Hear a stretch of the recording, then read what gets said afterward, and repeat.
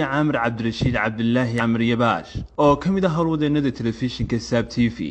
ayaa galay kaalinta labaad ee tartanka suxufiyiinta Soomaaliland ee Cawka Award taasoo uu sanad kasta soo qaban qaabiyo ururka Soolja kulankan oo isugu yimaadeen qaar kamid ah wariyaasha ka howlgala magaalada Hargeysa kana qabsoomay xarunta ururka suxufiyiinta Soolja ayaa ahaa mid abaalmarino kala duwan lagu guddoonsiinayay wariye Caamir Yabaash ugu horreyn waxa halkaasi ka hadlay agaasimaha ururka suxufiyiinta Soolja iyo wariye Cismaan Axmed Cismaan oo hambalyeeyay wariye Caamir Yabaash maanta waxaan xafiiska Soolja ku qaabilay Caamir Cabdirashiid Cabdilaahi oo ka howlgala telefishinka Saab xarunta magaalada Hargeysa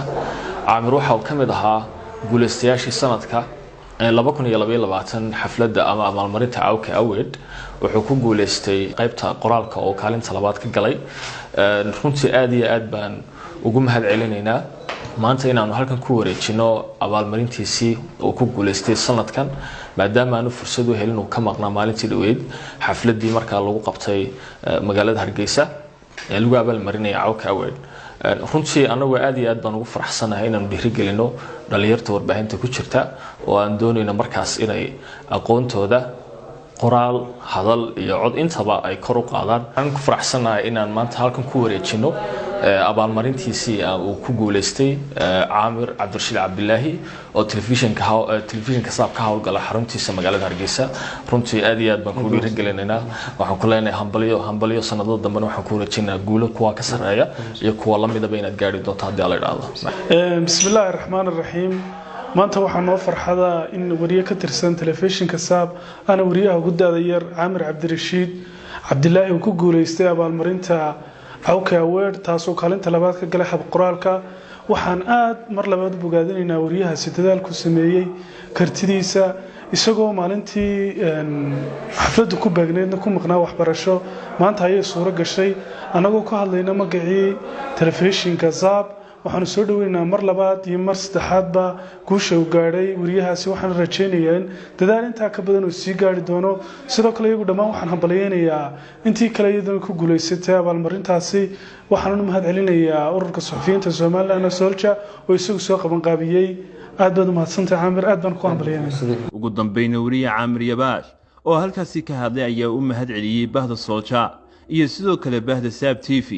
waxaana uu ka warramay dareenkiisa ku aadan tartankan bismillaahir rahmaanir rahiim alxamdulillaah rabbil caalamiin waxaan aad ugu faraxsanahay inaan ku guuleysto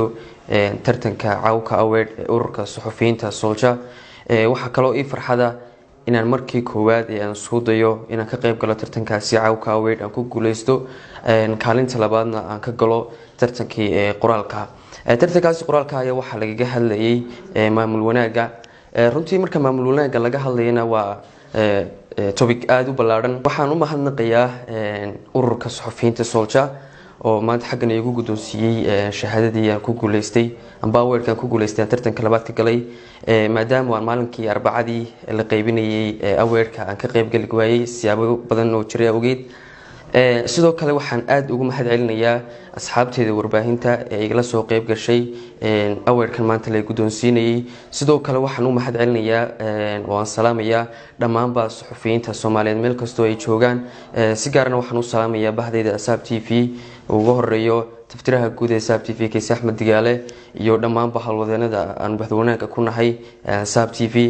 runtii aad baan ugu faraxsanahay sidoo kale waxaan u mahadcelinayaa agaasimaha ururka suxufiyiinta Soolja maanta xaggan igu guddoonsiiyay shahaadada aad baan u faraxsanahay aad baan maasantii شافعي شاعية Saab TV Hargeysa